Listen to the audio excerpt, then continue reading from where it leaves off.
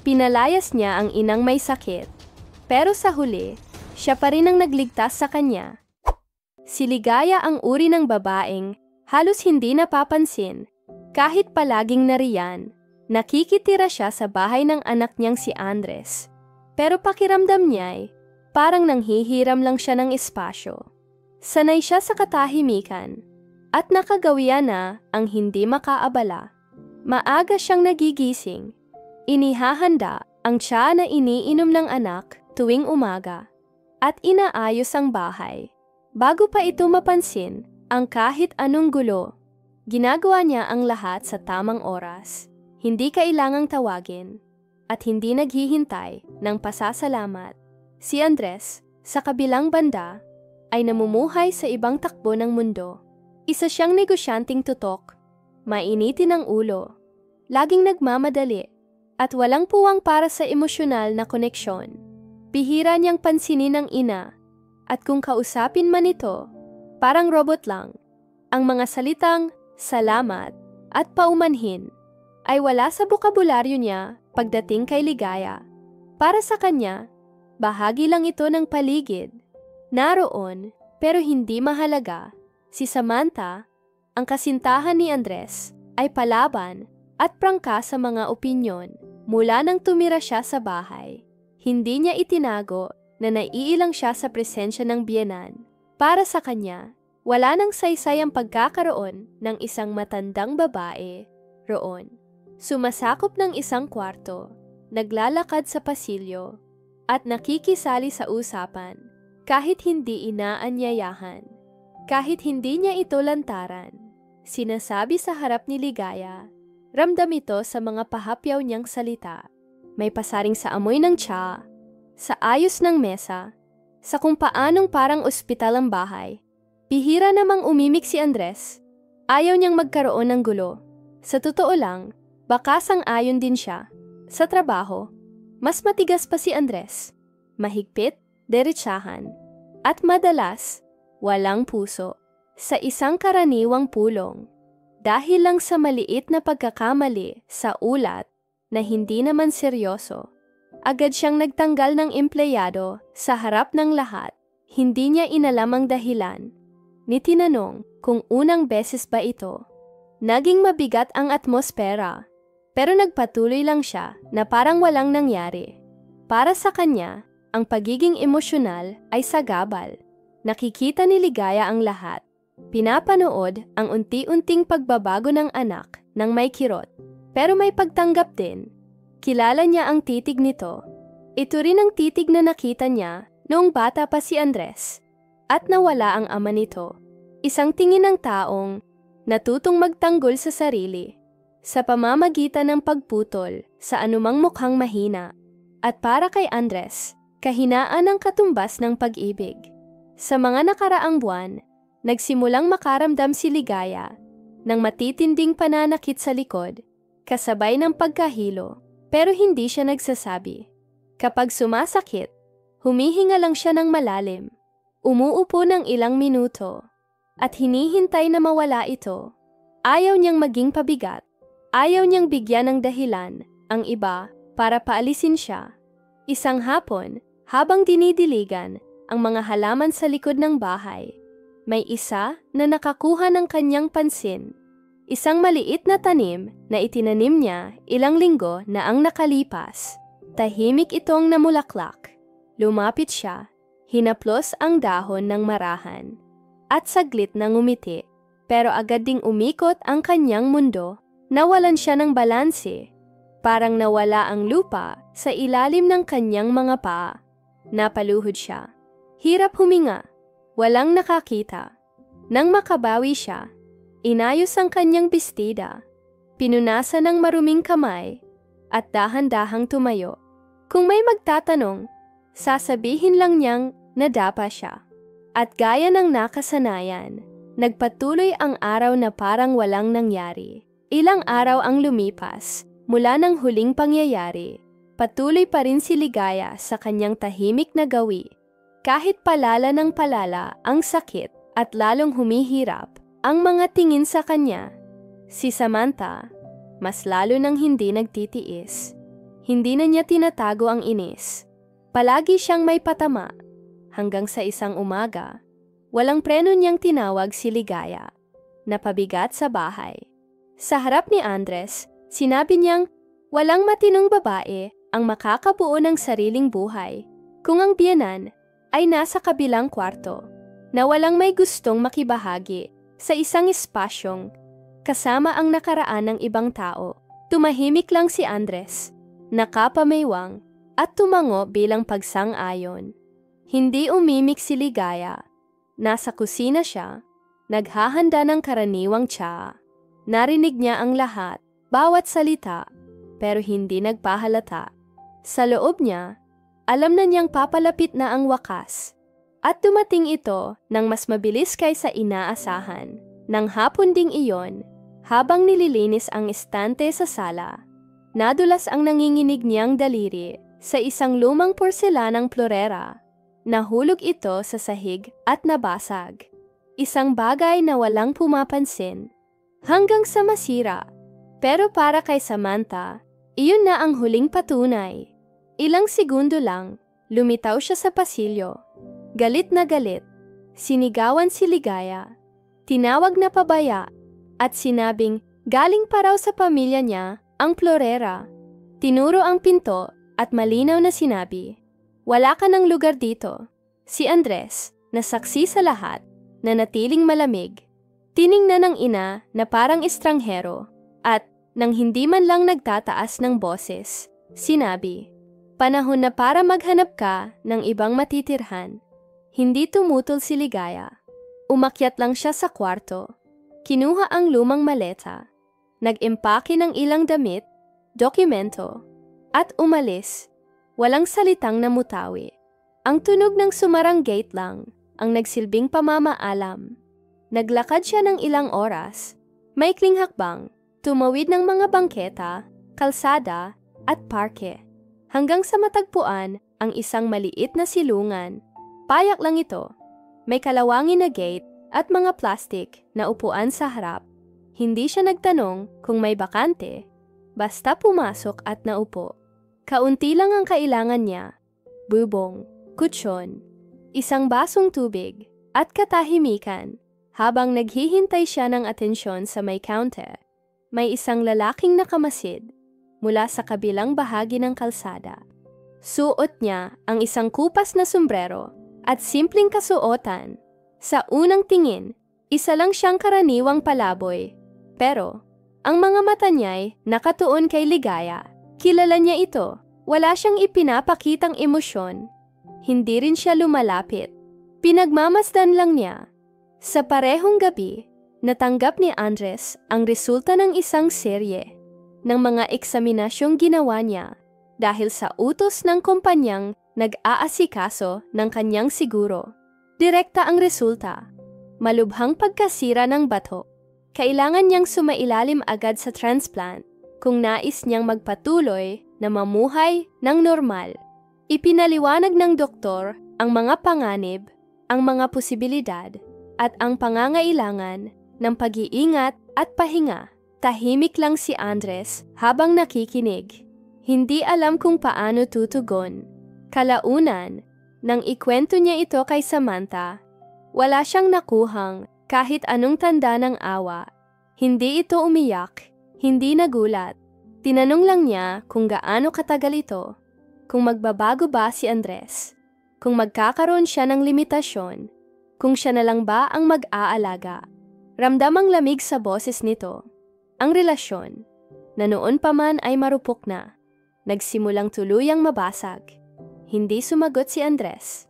Tinitigan lang niya ang papel na may resulta ng pagsusuri. Parang iyon ang unang totoong babala na may bagay sa loob niya na gumuho.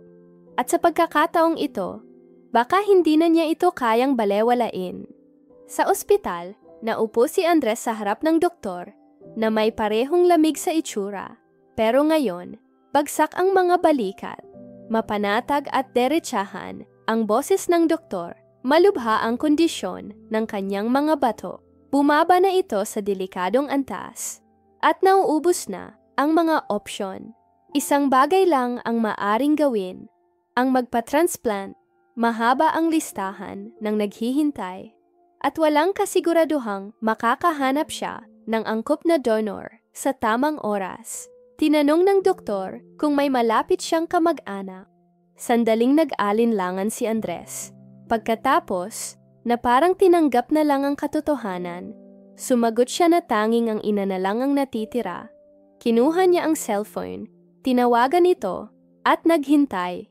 Hindi sumagot si Ligaya. 3 ulit na tumunog ang telepono bago bumagsak sa voicemail.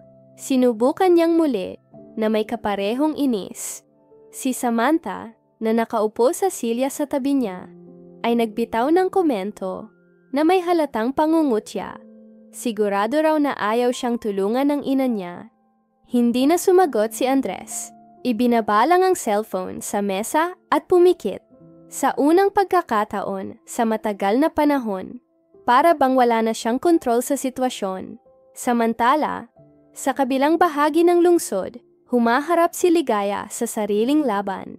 Sa silungan, habang nag-aalmusal, tumayo siya mula sa mesa papunta sa kwarto.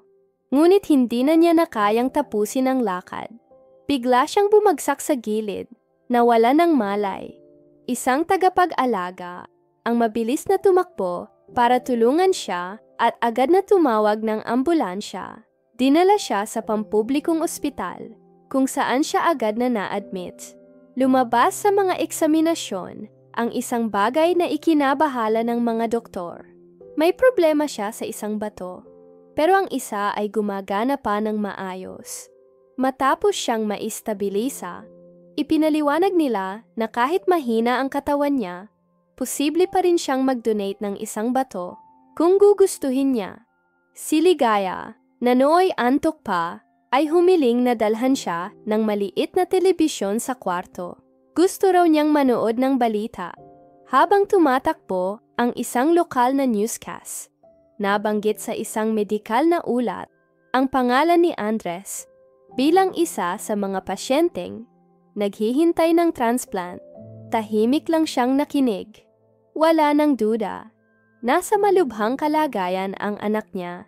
Kinabukasan, hiniling niyang makausap ang pangunahing doktor.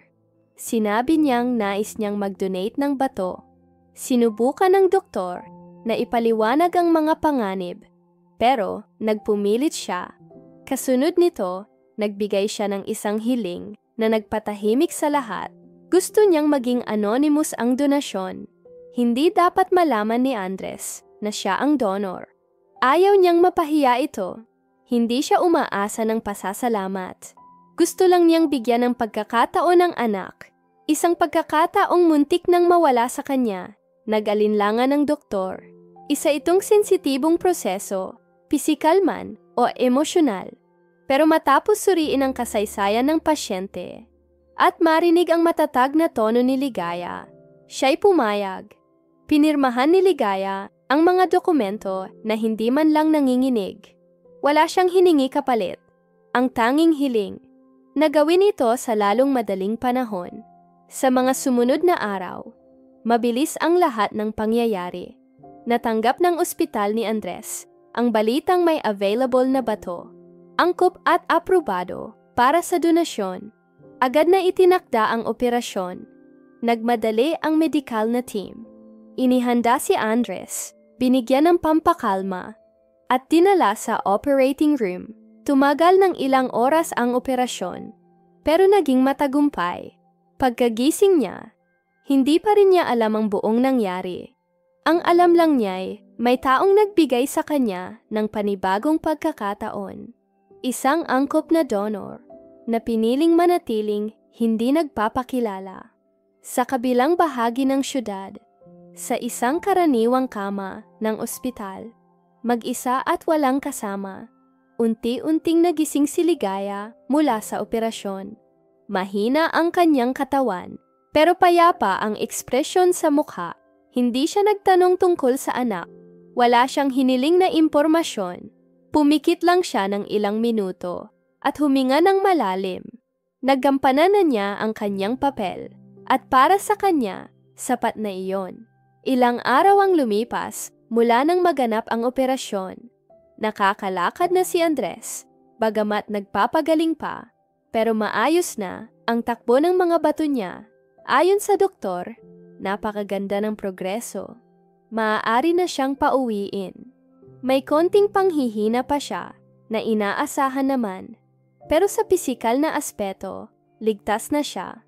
Sa emosyon, gayunpaman, ibang usapan iyon.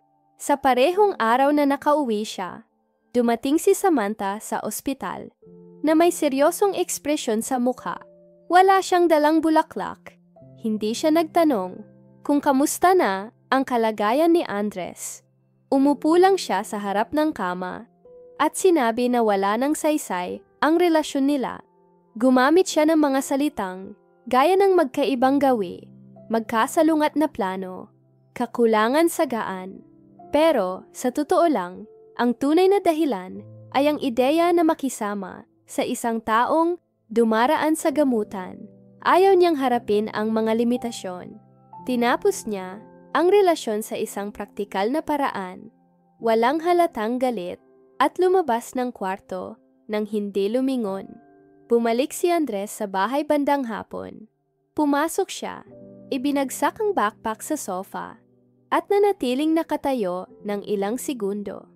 Sa unang pagkakataon, tila napakalaki ng bahay na iyon. Malinis ang mga kwarto, tahimik, perpektong nakaayos. Pero may bigat sa hangin na hindi niya maipaliwanag. Naglakad siya papunta sa kusina, kung saan nandoon pa rin ang tsarera na palaging ginagamit ng kanyang ina. Inabot niya ito, nag-isip na kunin, pero umatras. Umupo siya sa mesa na may blankong ekspresyon at nanatili roon ng matagal. Kinabukasan, tumawag siya sa ospital upang humingi ng impormasyon tungkol sa donor. Ang doktor na namahala sa kanyang operasyon ang sumagot ng magiliw, ngunit walang ibinigay na detalye. Sinabi lamang niya na ang donor ay isang taong tugma at humiling ng ganap na pagiging anonymous. Nagpilit si Andres. Gusto lang niyang malaman kung kamag-anak ba ito. Sinabi ng doktor na hindi niya maaaring sabihin. Iyon daw ang kagustuhan ng taong nagbigay.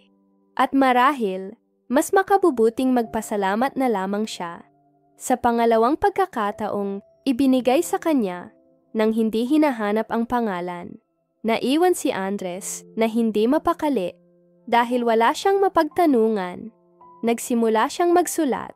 Kinuha niya ang isang lumang kwaderno sa drawer at gamit ang nanginginig na kamay, nagsulat ng ilang putol-putol na pangungusap. Isinalaysay niya ang tungkol sa operasyon, ang takot na naramdaman, ang mga alaala niya sa ama, ang lamig ng pakikitungo niya sa ina. Sinubukan niyang hanapin ang lohika sa mga desisyong ginawa niya sa loob ng maraming taon. Sa unang pagkakataon, nagsimula siyang pag-isipan ang mga epekto ng kanyang mga kilos sa ibang tao. Samantala, si Ligaya ay nagpapatuloy sa sariling proseso ng paggaling. Nasa ospital pa rin, ngunit ligtas na sa panganib. Payak ang silid, mapuputing pader at kulang sa bentilasyon. Madalas siyang natutulog. Kapag gising, bihira siyang humingi ng anuman. Palaging magalang, kahit may sakit. Isang araw, pagmulat niya ng mata, napansin niya ang isang bagay sa ibabaw ng mesang katabi ng kama. Isang maliit, marupok na bulaklak na iniwan doon nang walang ingay. Tumingin siya sa paligid, pero walang nagsabi ng anuman. Siya lang ang nakakita at siya lang ang nakaunawa. Dumaan doon ang lalaking matagal nang nakamasid sa kanya sa silungan. Pagkatapos ng discharge, bumalik si Ligaya sa silungan. Hindi siya humingi ng tulong. Hindi siya nagkwento tungkol sa ginawa niya. Hindi niya binanggit ang operasyon. Bumalik siya na parang ilang araw lang siyang nawala upang alagaan ang kalusugan. Bitbit pa rin ang parehong simpleng maleta at ang parehong katahimikan. Sa mga umaga, naglalakad siya papunta sa isang maliit na parke at nauupo sa bangkong nakaharap sa isang abalang kalsada. Alam niyang sa isang punto, Daraan doon si Andres. Mula sa malayo, nakita niya ang anak na ilang beses pumasok at lumabas sa gusaling pinagtatrabahuhan nito.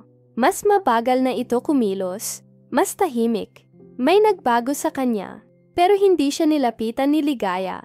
Pinanood lang niya, alam niyang, para kay Andres, hindi pa iyon ang oras upang maunawaan, at para sa kanya, sapat na ang makitang buhay pa ito. Makalipas ang ilang linggo, patuloy pa ring sinusubukang buuin muli ni Andres ang sarili. Maayos ang pisikal na paggaling, pero emosyonal, tila nakabitin pa rin ang lahat. Nabalik na niya ang trabaho, bumalik sa dating gawi, sa parehong mga ruta. Pero ngayon, bawat kilos ay may kasamang bigat, nanatili ang katahimikan sa loob ng bahay, at tila mas mahaba ang bawat sandali ng pag-iisa. Isang umaga, habang inaasikaso ang isang dokumento kaugnay sa kanyang health insurance, ipinabatid sa kanya na kailangan niyang kunin ng personal ang ilang papeles sa ospital kung saan siya naoperahan. Isa raw itong karaniwang proseso.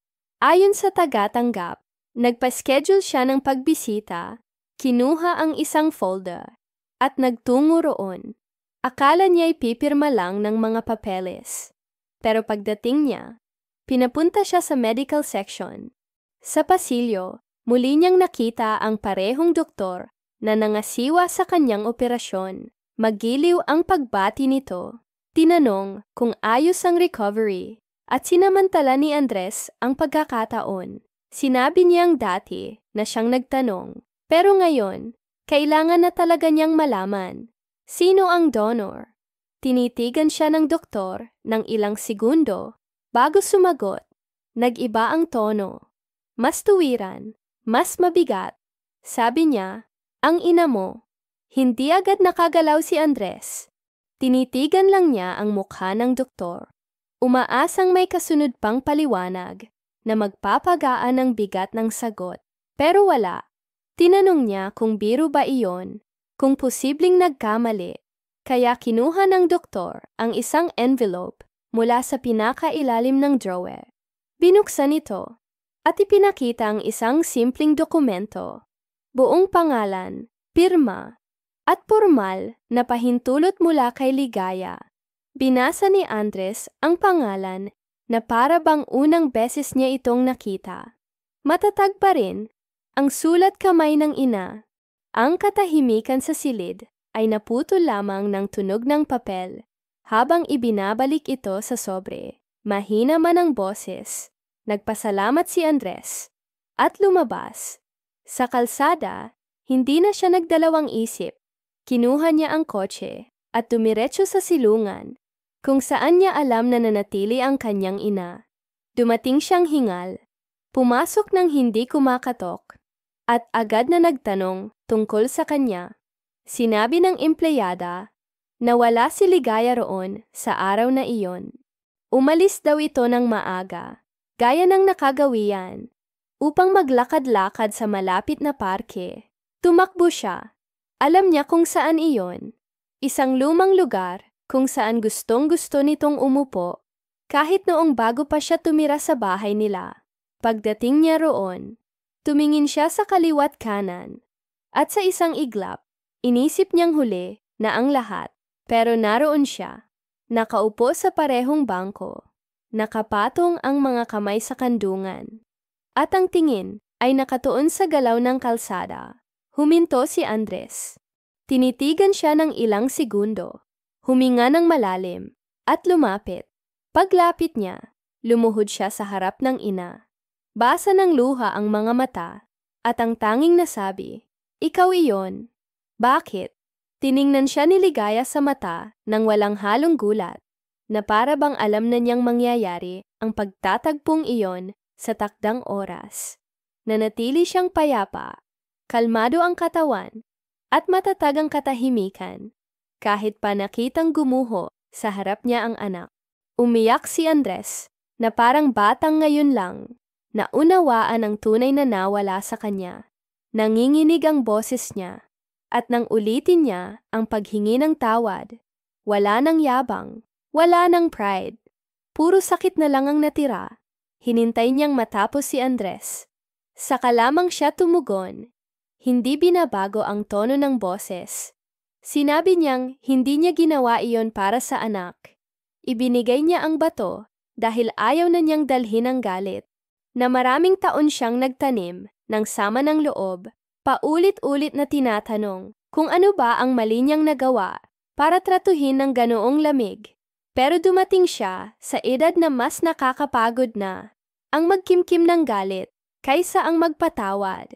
Tiningnan niya si Andres sa mata at sinabi, "Hindi ko ito ginawa para sa iyo. Ginawa ko ito para sa sarili ko. Dahil ayokong mamatay na may galit sa puso." Yumuko si Andres, umiiyak pa rin. Sinubukan niyang sabihin na nagbago na siya, na sinusubukan niyang maging mas mabuting tao. Ikinuwento niya ang tungkol sa diaryo, sa mga liham na hindi niya kailanman na ipadala, sa mga pagdalaw sa ospital, kung saan siya ngayon ay voluntaryo. Sinabi niyang hinahanap niya ang kahulugan sa lahat ng nangyari, na binago siya ng lahat ng ito. Pinakinggan ni Ligaya ang bawat salita. Hindi siya sumabat. Hinintay niyang matapos ito bago huminga ng malalim para sumagot. Hindi siya naging malupit ni malamig, pero nagsalita siya ng may paninindigan. Sinabi niyang ang tunay na pagbabago ay hindi nangyayari sa loob lamang ng 1 o 2 linggo, na ang pagsubok na maging mabuting tao matapos ang isang trahedya ay hindi binubura ang panahong pinili mong maging malamig. Sinabi niyang matalino at may kakayahan si Andres, pero ginamit niya ito ng matagal upang saktan ng iba, upang itaboy ang mga taong gusto lang mapalapit. At ngayon, kahit sinasabi niyang nagbago na siya, hinahanap pa rin niya ang kapatawaran bilang paraan para maibsan ang sariling konsensya. Hindi bilang tunay na pag-unawa sa pinsalang nagawa. Hindi sumagot si Andres. Tahimik lang siyang nakikinig. Nilulunok ang bawat salita na para bang totoo namang alam na niya ito noon pa, pero ngayon lang niya kayang aminin. Saka sinabi ni Ligaya na ang pagmamahal ng isang ina ay hindi basta nawawala, pero ang tiwala at respeto ay hindi basta bumabalik sa pamamagitan ng mga salita, na marami pa siyang kailangang buuing muli, at na marahil, balang araw, kung ipagpapatuloy niya ang landas na tinatahak, muling babalik ang karapat-dapat niyang pagmamahal. Pero hindi ngayon. Hindi sa sandaling iyon. Sinabi niyang ang kapatawaran ay hindi medalya na ibinibigay sa sino mang humihingi ng tawad. Isa itong proseso, isang paglalakbay, at sa ngayon, nasa simula pa lang siya ng landas na iyon. Tumayo si Ligaya mula sa bangko. Dahan-dahan. Tiningnan ang mukha ng anak. Nabasa pa rin ng luha at marahang hinaplos ang balikat nito. Hindi siya ngumiti. Hindi niya niyakap. Hinawakan lang niya, gaya ng taong kinikilala ang sakit ng iba, pero piniling huwag itong pasanin. Nanatiling nakaluhod si Andres. Pilit iniintindi ang lahat. Si Ligaya ay lumakad palayo, dahan-dahan sa bangketa. Hindi siya lumingon. Hindi niya kailangang lumingon. Matagal na nanatili si Andres roon. Mag-isa. May mga taong dumaraan at umiiwas. Pero hindi siya nagpaapekto. Sa unang pagkakataon, sa maraming taon, hindi niya iniisip kung paano siya tinitingnan. Sa wakas, nakaharap na siya sa sarili. Isa itong sandaling nagmarka, hindi iyong tipo ng wakas, na may sigawan, putukan, o yakapan. Isa itong uri ng pagtatapos na tahimik, pero totoo, dahil ang sakit ay hindi lang narinig. Ito ay inilantad, pinangalanan, at ibinalik. At mula sa puntong iyon, alam niyang kung gusto niyang mabawi ang anuman, kailangan niyang magsimula sa sarili. Lumipas ang ilang buwan mula noong pag-uusap na iyon sa parke. Hindi na muling nakita ni Andres ang ina. Hindi dahil ayaw niya, kundi dahil nirerespeto niya ang sinabi nito. mahaba pa ang dapat niyang tahakin. At iyon nga ang kanyang ginawa, hindi para sa ina, hindi para makuha muli ang kapatawaran, kundi dahil sa wakas, naunawaan niyang kailangan niyang magbago para sa sarili niya. Nagsimula siya sa pagdalaw sa mga pampublikong ospital, nakikipag-usap sa mga pasyente, nakikinig sa mga kwento ng mga taong may dignidad sa kabila ng hirap. Pagkatapos ay nagpasya siyang bumuo ng isang proyektong panlipunan. Simple lang ang layunin, magbigay ng gabay na medikal at suportang emosyonal sa mga taong walang kakayahang pinansyal, lalo na yaong dumaraan sa matagalang gamutan. Sa paglipas ng panahon, lumago ang proyekto. Dumami ang mga voluntaryo, mga donasyon, at suporta mula sa mga profesional na, gaya niya, ay handang gumawa ng pagkakaiba. Inaalam ni Andres ang bawat detalye. Sinusubaybayan niya ang mga konsultasyon, bumibisita sa mga silungan, at kinakausap ang mga pamilya. Ang dating lamig ay napalitan ng pakikinig. Sa unang pagkakataon, inilalagay niya ang sarili sa lugar ng iba. Hindi na ito tungkol sa estado o imahe. Isa itong tahimik, ngunit totoo, na muling pagbuo. Isang araw, muling nagpakita si Samantha. Nabalitaan niya ang proyekto at hinanap si Andres. Sinabi niyang pinagsisisihan niya kung paano natapos ang lahat at gusto raw niyang magsimulang muli. Pinakinggan siya ni Andres nang maayos, walang galit, pero naging tuwiran. Sinabi niyang hindi na siya ang taong nakilala nito noon. At kahit handa siyang patawarin ang nakaraan, wala nang saysay na sumama sa mga taong nananatili lamang sa mga panahong madali ang lahat. Pag-uwi niya ng gabing iyon, sumulat siya muli ng isa pang liham. Iyon na ang pang-13. Lahat ay nakapangalan kay Ligaya. Ikinukwento niya roon ang mga ginagawa niya, ang mga aral na natutunan, at kung gaano siya nagbago. Pero, gaya ng dati, walang tugon. Hindi kailanman sinagot ni Ligaya ang mga sulat, pero hindi rin niya ito itinapon. Ngayon, nakatira na siya sa isang simpleng bahay na inuupahan gamit ang kaunting tulong pinansyal na nakuha niya. Matapos ang mga pagsusuring medikal, may maliit na hardin sa harap kung saan ginugugol niya ang malaking bahagi ng araw sa pag-aalaga ng mga halaman at pag-aani ng mga halamang gamot para sa tiya.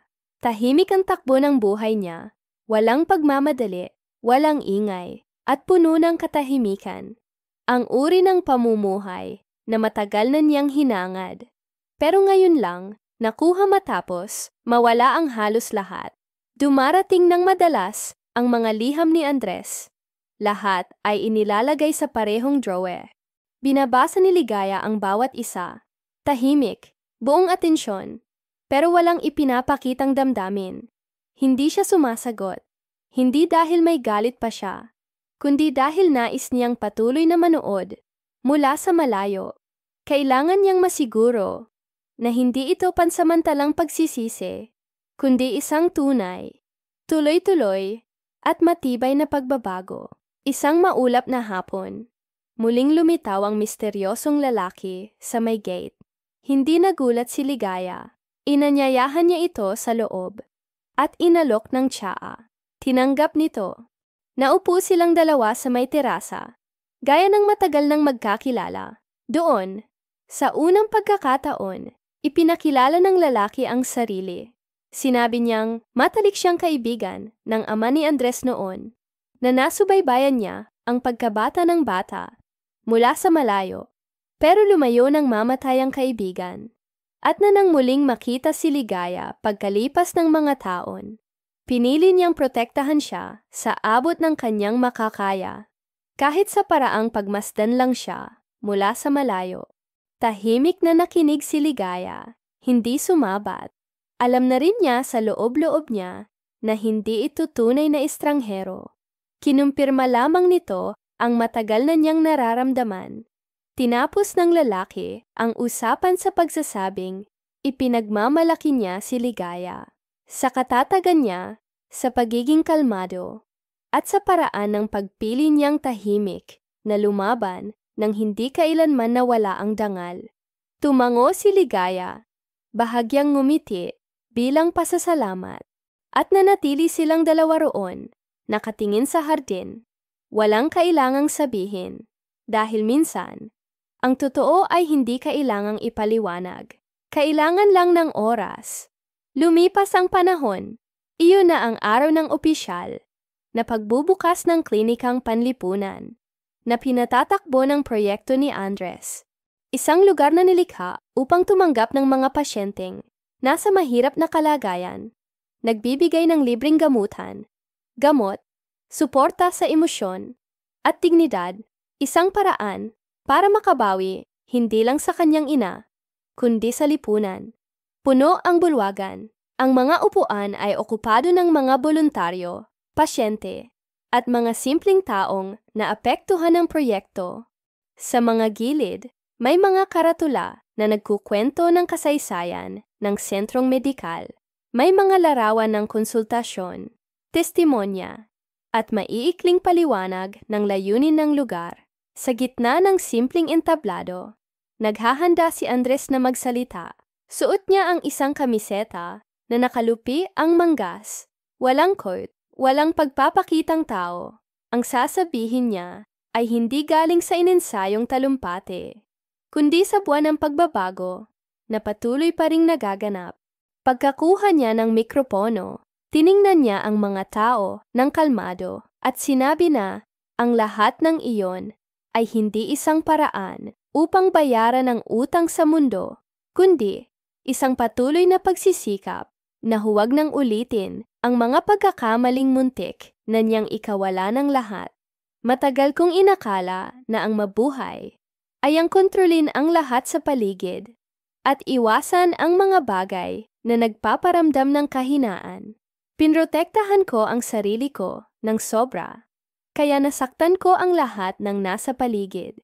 Ngayon ko lang talaga naunawaan iyon nung pabagsak na ako. Pero pinalad ako, nagkaroon ako ng oras, at nagkaroon ako ng isang taong nagbigay sa akin ng pagkakataong hindi ko man lang pinagkaitan. Sandali siyang tumigil, huminga ng malalim, tumingin sa pinakadulo ng bulwagan, at nagpatuloy. Ang klinikang ito, ang espasyong ito, ay hindi ko likha. Ipinanganak ito dahil sa isang babae na nagturo sa akin kung ano ang tunay na pag-ibig. Isang babaeng iniligtas ako kahit itinakwil ko siya, na ginawa ang lahat nang walang inaasahang kapalit. Na tahimik na ibinigay sa akin ang buhay. At sa katahimikang iyon, mas marami akong natutunan kaysa sa kahit anong salita. Sa pinakahuling hanay ng mga upuan, tahimik na nakaupo si Ligaya sa gitna ng mga bisita. Suot niya ang isang magaan na damit, nakatali ng simple ang buhok, at sa kanyang mga mata ay may kapayapaang hindi galing sa pagmamalaki, kundi sa linaw ng loob ng isang taong alam na wala na siyang kailangang patunayan. Hindi siya nagpapakita ng labis na emosyon, hindi labis ang ngiti, ni hindi siya umiiyak. Nakikinig lang siya, gaya ng dati, at marahil, sa unang pagkakataon, tunay na nagsasalita ang anak niya. Pagkatapos ng talumpati, pinalibutan si Andres ng mga kakilala, pasyente, doktor, at mga kinatawan ng ibang organisasyon. Nakatanggap siya ng mga yakap, tapik sa likod, mga salitang may suporta at pasasalamat. Tinanggap niya ang lahat ng may kababaang loob. Hindi iniiwasan ang ugnayan. Pero ang mga mata niya'y tila may hinahanap sa gitna ng karamihan. Sa isang sandali, tahimik siyang lumayo, lumabas sa gilid ng klinika, at nagtungo sa isang maliit na panlabas na bahagi. Hindi pa tapos ang konstruksyon, may ilang rustic na bangko, at mga bagong tanim na puno. Naroon si Ligaya, nakaupo, para bang alam na niyang darating ito. Pagdating ni Andres, tumigil siya sa harap nito, at ilang segundo ring hindi nagsalita, bago sabihing mahina ang boses. Dumating ka. Tiningnan siya ni Ligaya ng natural at sumagot agad. Gusto kong makita gamit ang sarili kong mata. Umupo si Andres sa tabi niya at, matapos ang ilang segundo pa, narinig niya ang marahil pinakamahalagang pangungusap ng araw na iyon. Sabi ni Ligaya, maayos ang takbo mo. Diretso ang mga salita, walang hadlang. Malalim ang paghinga ni Andres. Namumuo ang luha. At tumugon, marami pa akong kailangang matutunan. Nagkakamali pa rin ako, naliligaw pa rin minsan. Pero sinusubukan ko. Nay, sinusubukan kong totoo, walang pagtakip, walang pagmamadali. Ayoko nang maging taong tulad ko noon. Tumango lamang si Ligaya. Bahagya lang. At hindi na nagsalita pa. Hindi na kailangan. Nanatili silang dalawa roon ng ilang sandali. Pinapanood ang mga taong dumaraan sa malayo. Pinakikinggan ang tunog ng lungsod na humahalo sa huni ng mga ibong hindi kalayuan. Nang tumayo na sila para umalis, naglakad silang magkasabay hanggang sa kalsada. Sa may gate, huminto si Ligaya, tumingin sa kanya sa parehong kalmadong paraan gaya ng dati, at sinabi, ngayon, nasa iyo na. Tapos na ako sa bahagi ko. Makatotohanang sagot ni Andres. Kahit hindi ko karapat-dapat, ibinigay mo pa rin ang lahat. Hindi na siya sinagot ni Ligaya ng salita. Tinitigan lang siya sa mga mata, na para bang sinasabing, alam ko, at saka siya umalis, naglakad ng marahan. Hindi lumingon, ilang araw ang lumipas, at natanggap ni Andres ang isang simpleng liham. Walang pangalan ng nagpadala, puti ang sobre, makinis ang papel, at pamilyar ang sulat kamay. Maikli lang ito, isang pangungusap lang, pero buo ang bigat ng mensahe. Pinagmamasdan kita, magpatuloy ka. Binasa niya ito, muli't muli, at itinabi sa mga dokumentong pinakaimportante sa buhay niya. Wala na siyang kailangan pang iba. Nagpatuloy siya sa trabaho sa klinika. Mga pagpupulong, konsultasyon, kampanya. Pero ngayong may bago na siyang pananaw. Halata ito sa mga taong araw-araw niyang nakakasama. Mas nakikinig siya, mas kaunti ang isinasagot, mas matiisin sa pagkakamali, mas maingat sa mga palatandaan ng pagkapagod ng iba, mas makatao. Kapag may nakikita siyang taong takot o tumatanggi, lalapit siya ng may paggalang at magbabahagi ng bahagi ng sarili niyang kwento. Ako rin, matagal akong tumanggi. Ako rin, naging mayabang. Pero nagtuturo ang panahon, basta handa tayong matuto. Sa isa sa mga konsultasyon, may lalaking tumatangging magpagamot dahil ayaw daw niyang maging pabigat sa anak. Umupo si Andres sa tabi niya at ikinuwento ang tungkol sa ina, kung paanong huli na nang maunawaan niya ang tunay na halaga nito, at kung paanong ayaw na niyang iparamdam sa sinuman ang naramdaman nito noon. Tahimik ang lalaki, pero sa huli, pumayag na magpagamot. Samantala, si Ligaya ay nagpapatuloy sa kanyang tahimik na pamumuhay sa maliit na bahay na may hardin. Maaga siyang nagigising, naghahanda ng tsaa gamit ang mga dahong siya mismo ang nagtanim, at nagbabasa ng mga librong hiniram mula sa maliit na aklatan sa baryo. Minsan, naglalakad siya sa kalye, nakikipagkwentuhan sa mga kapitbahay, bumibili ng prutas sa palengke. Payak ang pamumuhay, pero buo. Isang Sabado ng umaga, binuksan niya ang drawer, kung saan niya itinatago ang mga lumang liham ni Andres, at binasa ang isa na hindi pa niya muling binabalikan. Doon, isinulat ng anak, ang ibinigay mo sa akin ay hindi lang isang bato. Ibinigay mo sa akin ang direksyon. Nawawala ako noon, at ang nagligtas sa akin ay hindi ang ospital, hindi ang mga doktor, kundi ang tahimik mong desisyong manatili. Kahit pwede ka namang lumayo, sinusubukan kong maging lalaking hindi nananakit ng mga taong mahal niya, pero alam kong mahaba pa ang daang tatahakin. Maingat niyang isinara ang liham. Lumabas sa hardin. Pumili ng isang bakanting bahagi. At nagtanim ng bagong halaman. Isang matibay na bulaklak. Iyong klase na mabagal tumubo. Pero hindi kayang baliin ng hangin. Sa pagtatapos ng araw na iyon, lumabas si Andres mula sa klinika na may dalang kahon ng mga materyales para sa donasyon. Huminto siya sa harap ng isang silungan. Iniabot ang mga gamit, tumulong magbaba ng mga kahon. At bago umalis, umupo muna ng ilang minuto sa tabi ng isang grupo ng mga pasyenteng naroon upang tumanggap ng serbisyo. Ngumiti siya, nakinig sa mga kwento, nagbahagi ng karanasan. May batang lalaki na nagtanong, "Bakit po kayo nagtatrabaho ng ganito kabigat?" At sagot niya, "Dahil may mga bagay na hindi na natin kayang ibalik, pero maaari pa rin nating bigyang halaga." At nagpatuloy siya, matatagang hakbang. Samantala, si Ligaya ay nagdidilig ng mga halaman sa hardin habang lumulubog ang araw. Pagkatapos, umupo siya sa terasa na may hawak na tasa ng tsaa at tumingin sa langit kung saan dahan-dahang gumagalaw ang mga ulap. Alam niyang hindi niya kailangang laging nariyan para masabing nasa tamang landas ang anak niya. Minsan, ang pagmamasid mula sa malayo ay ang pinakadakilang anyo ng pagmamahal na kayang ibigay ng isang tao. At ginagawa niya ito araw-araw, tahimik, pero puno ng puso. Salamat sa pag-abot hanggang dito. Sa mundong puno ng sakit na kadalasang nananahimik, pinili mong makinig hanggang dulo. Kung may naantig sa iyo sa kwentong ito, mag-iwan ng iyong subscription. Nakakatulong ito sa amin na patuloy na magbahagi ng mga tunay na kwento na karapat-dapat marinig. Isulat sa mga komento kung saan ka nanonood. At kung maaari, ibahagi ito.